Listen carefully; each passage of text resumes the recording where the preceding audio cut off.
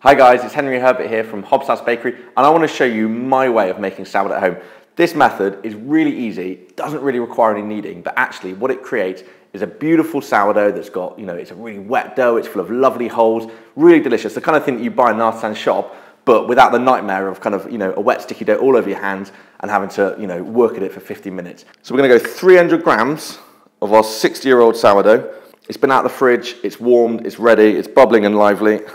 We're just going to measure this straight into the bowl. It's really important that we make it with warm water. So we're going to go in with 340 grams of water. It's going to give it a little mix. 400 grams of flour, straight in there. And then 100 grams of stone ground organic wholemeal flour. So now all we need to do is, using our dough scraper, is we're just going to slowly mix it together. It's going to feel like a pretty kind of wet, sticky dough, but that's exactly what we want. Stick a nice tea towel on, just to stop it from drying out. And we're going to come back to that in 30 minutes. I'll go wash my hands.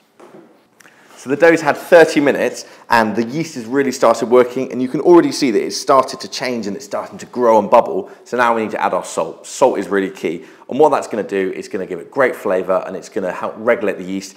And then also, just because I love the flavour, we're going to add a good handful of toasted sesame seeds. So now we just need to incorporate our sesame seeds and our salt into the dough. So using a wet hand, this stops the dough sticking. We're just going to kind of grab it from the bottom and tuck it over the top and incorporate it all in together. So 3 to 4 hours, and we're just going to give it a turn or a fold every 30 minutes to 40 minutes, but covering each time. Tea towel back on. Time for a cup of tea. So this has had a good 3 hours of bulk fermenting. It's looking great. It's ready to mold it now. Now this is quite tricky because it's such a wet dough, but this is going to work. It's going to be fine. So we're just going to, first of all, we're just going to do a good shake of flour into our basket. And it's always good to bang out any excess flour that you had from the previous baking. Otherwise you end up with too many large clumps. And also a good handful of these lovely toasted sesame seeds. That's just going to give like a really nice crunch on the top. Be generous with them. Just a small dusting of wholemeal flour onto the surface. Take your trusty dough scraper, and now we're just going to scrape this all the way out.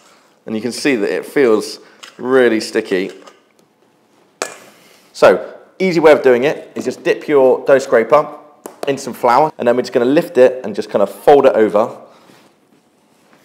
And you can see that it is kind of sticking, but that's fine. And then we're just going to turn them over. Little bit of flour on the bottom, and then I like to just kind of spin it around, and I don't know whether this is orthodox, but it seems to work for me. And we know we've got a nice taut thing on top, and the bottom we're going to have a seam. We're then just going to sprinkle that liberally with some of those lovely sesame seeds, a little bit of extra flour, and now we need to get the top side into the basket. So get your scraper, bit of flour, and just flop them in. A little bit more flour. What I think makes a really great sourdough is if you can retard it. And essentially that means you put it into the fridge overnight and it just rests, and it really helps for the acidity and gives you a better crust and a loaf that's got that kind of chew and that lovely kind of springy crumb. And it's ideal if you make this one day, put it in your fridge overnight, and then you can bake it off in the morning. So I'm going to cover that with some cling film and stick it in the fridge overnight, take it out the next morning, let it prove up for about 2 hours, and then we're going to bake it in a Dutch oven pot. Say goodnight, sourdough. Morning. So our sourdough has been in the fridge overnight, and what this does is it allows it just to rest, it develops a better flavour, but also it puts you in control of when your sourdough is ready to bake. It's really risky leaving it to prove overnight. If it's a warm day, you might wake up and it's already overproved. So by putting it in the fridge, it puts you in control. So if you just have a little look at it, you can see that it has proved up a little bit, but it's pretty cold. So what we need to do, we need to let this just sit for about 2 to 4 hours, let it come to room temperature, it will just start to rise a little bit, preheat our oven, and then we're ready to get baking. Right, so my oven's preheating. This has had about 3 hours out, and you can see it's lovely improved. It feels really soft. You can see little bubbles kind of coming up. That is perfect and ready to bake. So I've got my oven ranked up to the max, so that's on 275 degrees, as hot as possible. I've got a baking stone inside, because that's going to keep the heat in, and then I've got our lovely Crane cast iron pot. So this is the moment of truth. Lid off. We now need to carefully tip this into the pot. Please don't stick. Wish me luck. So 1, 2, 3. Thump, in it goes. And now I'm just going to use some scissors just to do some snips, just because it's a bit easier. This is looking good. Lid back on, keep it all going.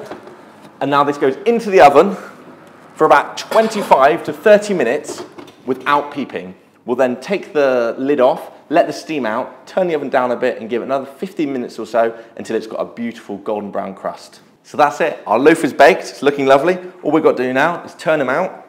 Look at that, you can see it's got a lovely crispy bottom. That is a pretty beautiful sourdough. Now you want to leave that for at least 40 minutes before you chop it, otherwise it's going to ruin the structure inside. But otherwise, you've got a beautiful loaf made with minimal effort, and I think that's going to be delicious and you're going to love it. If you want to have a go at making it, like, subscribe, comment below. We want to hear about your bakes, but thank you very much.